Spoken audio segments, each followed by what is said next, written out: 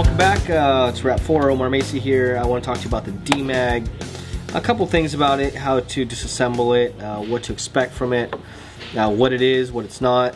I think it's a very good time to mention that. I mean, I've discussed this over and over, and this is, I think, just a more specific part about it. So the D-Mag, again, it's a dual stack magazine. It is prepared for shape projectiles or paintball. Now, the way that it's configured, it's a very soft spring, so it's configured for paintball. It's made to feed even the most brittle of paintball safely into the chamber. So for shape projectile, even though it can be used directly, we do have a spring that is designated for that. So you can do that. And those of you who have a 14 round and 20 rounds, what you can do, basically you can take the spring from your 20 round magazine and put it in your 14 round magazine, and that will give you really good results for shape projectiles, first strikes, and whatnot. Okay. Again, and this has been common. I mean, there's other companies out there that when you buy a First Strike magazine or their First Strike compatible magazines, they give you two types of springs. They give you a paintball spring and a First Strike spring. The whole reason is it's a shape projectile. It has a directional place where you want to keep it, and the stronger spring keeps it in that same direction. Alright, so looking at the D-Mag, let me go ahead and move the gun aside here for a few moments. Right, so again, this is the D-Mag. It's been very simple, just an outer shell, some components that make it feed. The way that this works is when this goes inside the magazine well, it releases a follower. Same thing with the opposite side. Alright, because of this mechanism inside, this is a magazine that you pretty much have to give it a good jolt or smack it into the corresponding marker. Again, we've shown how you can change that, but of course that's how it's designed. So let's go ahead and take it apart. For whatever reason, I mean, well, I'll tell you something that we just did. We just took the most brittle paintball that we could, and it chambered just fine, it fires just fine, but during our loading, and we just smacked this really hard into our hand, and of course it broke a couple paintballs inside of it, so I had to take it apart and clean it. You may have to do this yourselves. You can just put it under water and rinse it, but these are not stainless steel springs. Again, the cost of the magazine does not allow for stainless steel springs, so you want to take them out, oil them, clean them, if you do have a paintball break inside of there. So I'm going to go ahead and take, this is a 1.5mm Allen key. It's not necessarily what you have to use, but this is what I'm using right now to take this apart. So what I'm going to do is I'm going to go ahead and, this might not even be the right tool to use. There we go. So I'm going to put it in on this side right here.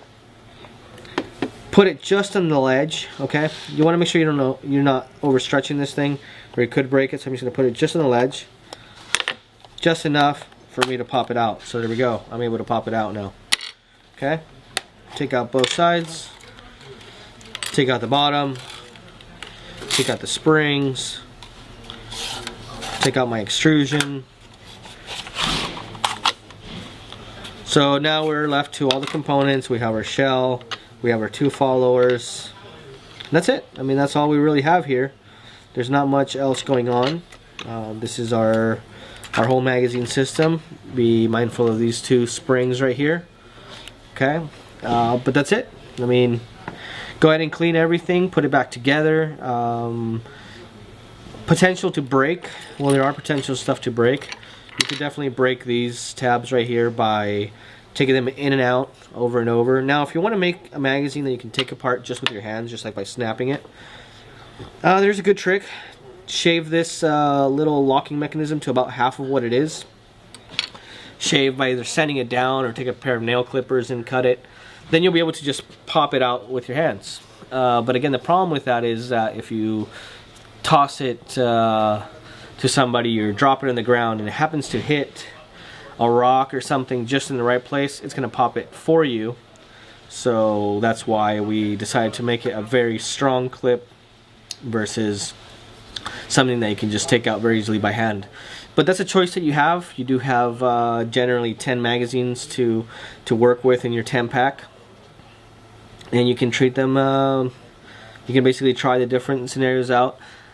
In fact, most of the magazines that I use, I trim them so I can take them apart really easily. I do drop them. I just make sure I don't, like, you know, throw them at a rock like a pitcher or something, and you'll be fine. I mean, so it's really up to you how you want to use that. But again, these parts are available. They're really inexpensive. You can do it that way. So, all right, let me go ahead and put this back together, and I'll show you what the steps are. There are a couple areas which do require a couple steps to be taken. And number one, so I'm going to take one of my feed ramps. Okay, it's a mirrored part, so it doesn't matter which one you grab. But we are going to grab one of the paddles, which again, they're identical, so it doesn't matter which one, but it does matter which sequence you put it in. We're going to put it on, so this is facing me. I'm going to put it on the left side first, okay? It matters because this activator stop or bump will not allow you to do it otherwise. Alright, so now we take our facing me, I take the right one and put it in. Okay, I'll go ahead and grab the opposite side of the feed ramps, align it all together. There we go. At this point, I'm going to take my two return mechanism springs, just put them on the little spring guide that's on the shutter door paddle activator. Okay. Alright, then the only other part that is specific and you do need to be very mindful of is the extrusion. Okay, there's nothing telling you which side is up and which side is down. What you have to look for is that when you put it, there's a little notch that has a space for a spring. So look for it. You'll see the shape and you'll be able to detect it. It should be able to just drop in really freely.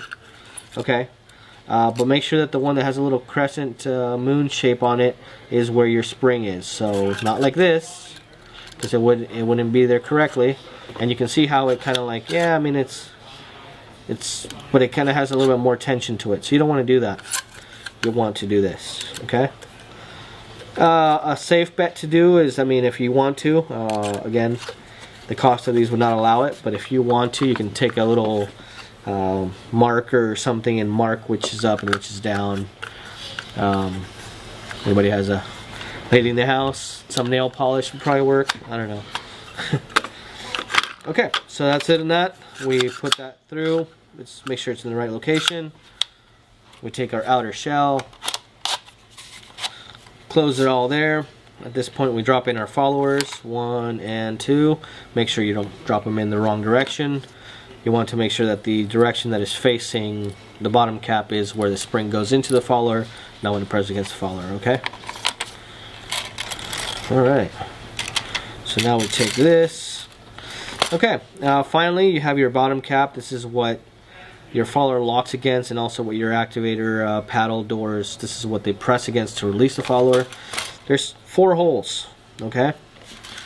Those 4 holes are for the spring, so you just want to make sure that when you're putting it this way, the spring is on the left side. The spring is always on the left side when you're facing it, okay?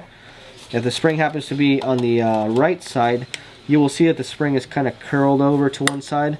That will damage that spring, so make sure that you align it correctly. That's it. When you're facing, it should be on the left side. Alright.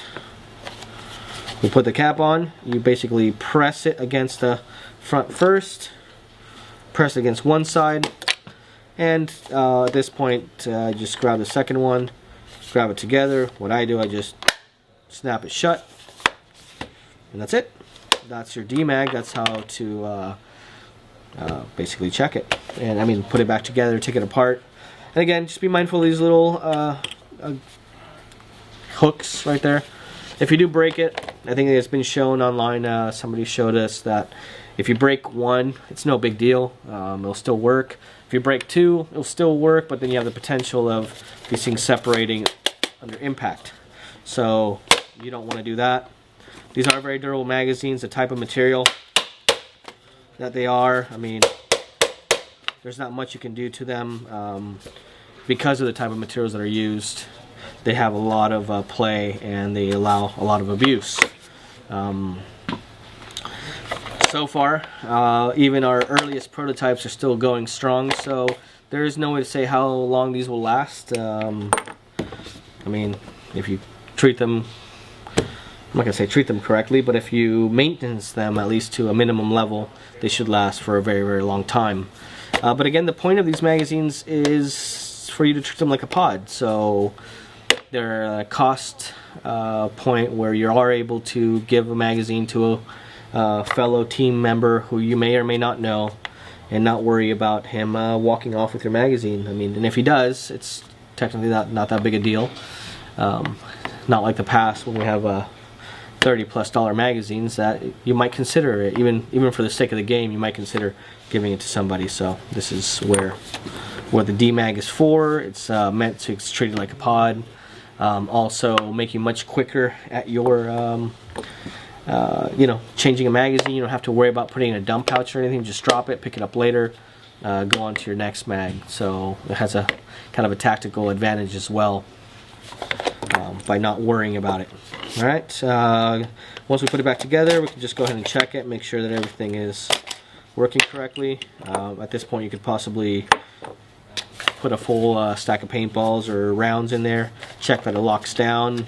That's about it. Alright, again, when loading, you put your rounds, just give it a tap on the corner that you're shooting it, just something, I mean, something about that much. If you hear that, what that does is just readjust the column and the follower so it locks down in place. That's pretty much it on the D-Mag. There's not much else to it. Alright, well, thank you very much. Have a good one.